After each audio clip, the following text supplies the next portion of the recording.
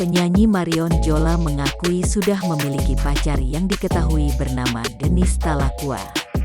Denis Talakua adalah serong gitaris yang sering menemani penyanyi jebolan Indonesian Idol ini. Perempuan yang akrab disapa Lala ini tampak malu-malu kucing ketika membahas pacar barunya itu di kanal YouTube Rio Motret, Kamis tanggal 11 Maret tahun 2021. Meski mengaku sudah memiliki kekasih, ia ternyata enggan membahas lebih jauh perihal asmaranya itu.